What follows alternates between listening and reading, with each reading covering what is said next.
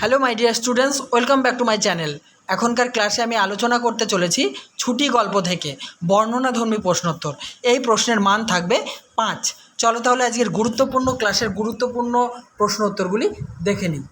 একটি প্রশ্নই আলোচনা করব। এর আগে যে সমস্ত প্রশ্নোত্তর আলোচনা করেছি সেগুলি দেখার জন্য চ্যানেলকে সাবস্ক্রাইব করে নাও, আর আমার চ্যানেলের প্লেলিস্ট ফলো করো, ওখানে যাবতীয় প্রশ্নোত্তর পেয়ে যাবে। আজকে ছুটি গল্প থেকে 4 নম্বর প্রশ্ন। মা, এখন আমার ছুটি হয়েছে মা, এখন আমি বাড়ি যাচ্ছি। কে কার উদ্দেশ্যে মন্তব্যটি করেছে? ছুটির জন্য বক্তার আকুলতার কারণ কি? শেষ পর্যন্ত বক্তা তার ছুটি পেয়েছিল কি? দেখো, এখানে 3টে প্রশ্ন আছে। 1 + 2 + 2 মোট 5 নম্বর। প্রথম প্রশ্নের উত্তর, কে কার উদ্দেশ্যে মন্তব্যটি করেছে?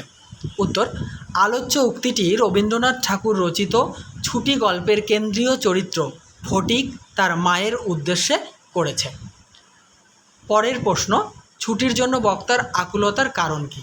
এর উত্তরটি দেখে নাও। ফটিক গ্রাম্য পরিবেশের সবুজ মাঠ ঘাটের মধ্যে স্বাধীনভাবে বেড়ে ওঠা একটি কিশোর। লেখাপড়ার তাগিদে মামার সাথে কলকাতার উদ্দেশ্যে উৎসাহের সঙ্গে পাড়ি দিলেও মামির অনাদর, বিরূপ মন্তব্য, কঠোর শাসন, স্নেহহীন ভাবধারা তাকে শহরের গণ্ডিবদ্ধ জীবনের প্রতি অনীহা এনে দেয়। মামির স্নেহ মমতাহীন কটু বাক্যগুলি বারবার তাকে গ্রামের অভাগিনী মায়ের কথা মনে করিয়ে দিতে থাকে। ফটিক তার মামাকে মায়ের কাছে যাবে বলে জানালে মামা বলেন, এখান থেকে দেখো কোটেশন শুরু হয়েছে, স্কুলের ছুটি হোক,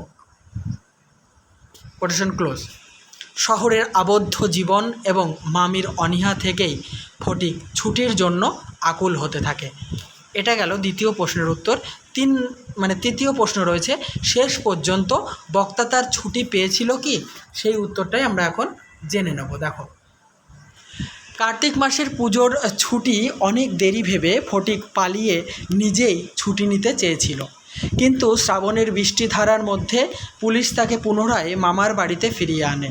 কলকাতার বদ্ধ জীবন থেকে ফটিক ছুটি নিয়ে মায়ের কাছে যেতে চেয়েও ব্যর্থ হয়। তবে মারণ জ্বর তার জীবন প্রদীপ নিভিয়ে চিরদিনের জন্য তাকে অনন্ত ছুটির দেশে পাঠিয়ে চির শান্তি দিয়েছে। তাই তো ফটিক বলেছে, দেখো হাইপেন, তারপরে কোটেশন দিয়ে প্রশ্নের উত্তরটা শেষ করেছি আমি। এখান থেকে কোটেশন শুরু, মা, এখন আমার ছুটি হয়েছে মা, কমা, এখন আমি বাড়ি যাচ্ছি, দাড়ি দিয়ে কোটেশন ক্লোজ করে প্রশ্নের উত্তরটি সমাপ্ত। তাহলে বন্ধুরা, এই প্রশ্নের আলোচনা আমি সমাপ্ত করলাম। ছুটি গল্প থেকে অত্যন্ত গুরুত্বপূর্ণ ইম্পর্টেন্ট কোয়েশ্চেন আনসারগুলো আমি প্রতিনিয়ত দিতে থাকবো। এগুলি দেখার জন্য শুধু ছুটি গল্প নয়, তোমাদের সমস্ত সিলেবাসটাই আমি 100% কভার করব। সেগুলো দেখার জন্য আমার চ্যানেলকে সাবস্ক্রাইব করে নাও। আর হ্যাঁ, কোনো কারণে যদি নোটিফিকেশান মিস করে যাও, প্রতিনিয়ত আমার চ্যানেলের প্লেলিস্ট ফলো করতে কিন্তু ভুলো না।